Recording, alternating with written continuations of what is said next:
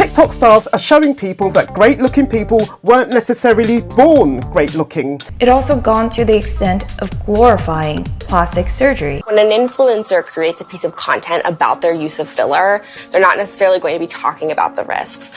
We are officially in the age of the cosmetic surgery glow-up, and we have a particular short-form video platform to thank for that. If we actually are thankful for that, which is what we'll be exploring.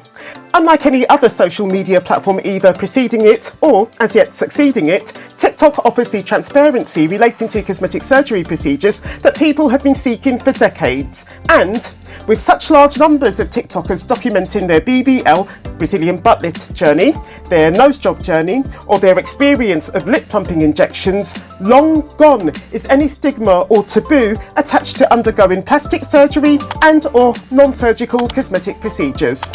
Complete honesty relating to cosmetic surgery procedures is something that we rarely get from influential global celebrities who, quite on the contrary, often go as far as to deny getting any work done, even when they go from looking like this to looking like this, or from looking like this to looking like this, or from looking like this to looking like this. And even when they spark a beauty trend that gets followed by a whole generation of women. In some cases, a celebrity will more or less admit to having had plastic surgery, but will refuse to share any details about it. I am certainly not against plastic surgery. However, I am absolutely against having to discuss it. To reaffirm it, with the transparency that they offer regarding their plastic surgery experiences, TikTok stars are showing people that great-looking people weren't necessarily born great-looking, which combats the confidence crisis triggered in the young in particular in response to the apparent physical perfection of the Bella Hadids, the Kylie Jenners, and the Taylor Swifts. Or does it? Thanks to TikTok, yes, a 14-year-old girl with, say, a large hooked nose that totally ruins her face can see that she doesn't have to stay like that, because if and when she can gather about £10,000, she can do what she's seen scores of TikTokers do and treat herself to a nose job. Videos promoting rhinoplasty are appearing on the For You page for teenagers as young as 14. I want this nose. I need this nose. I would pay to have this nose. Oh, I already have it. And it's no accident that our girl, who we'll refer to as Holly, has seen all these videos portraying nose job journeys.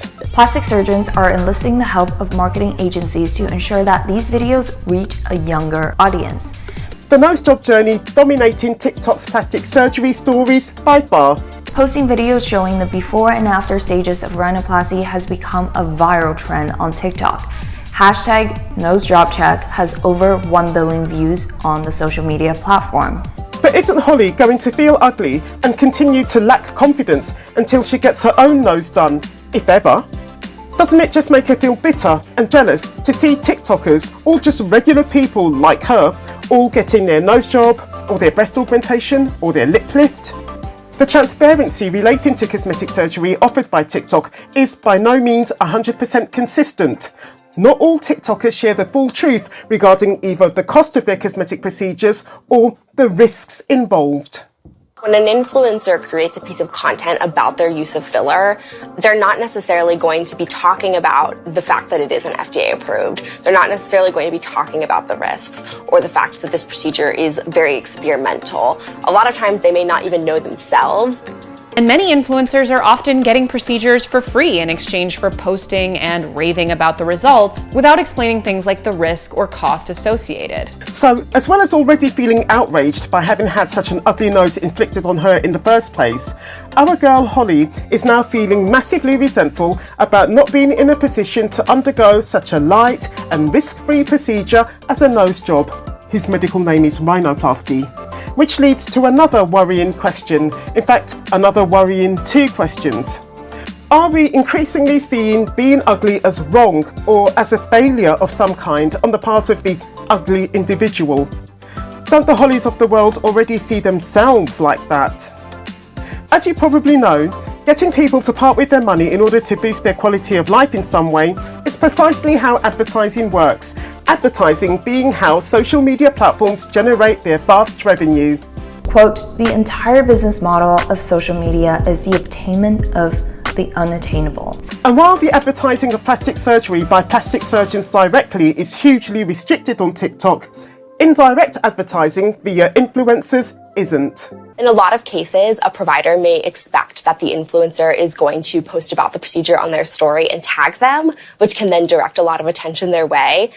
Basically, young TikTokers in particular want you to find them attractive so that they can be classed with other great-looking TikTokers and derive all the attention and admiration that goes with that. The need to look better on screen, to look snatched on Zoom calls and social media, to fit into the whole TikTok aesthetic of a board of influencers with an after-surgery look. And quite frankly, there's a lot more beauty seeking going on TikTok than body positivity influencing. If one takes the view, however, that TikTok has glorified cosmetic surgery, while TikTok contributed to a whole new scale of transparency to plastic surgery, it also gone to the extent of glorifying plastic surgery. one is missing the fact that cosmetic surgery is meant to be positive and desirable. It's self-glorifying. TikTok hasn't glorified plastic surgery then, I believe most will agree. It's just normalised it. If you've enjoyed this video, then I recommend you to watch this one next. I'll meet you there.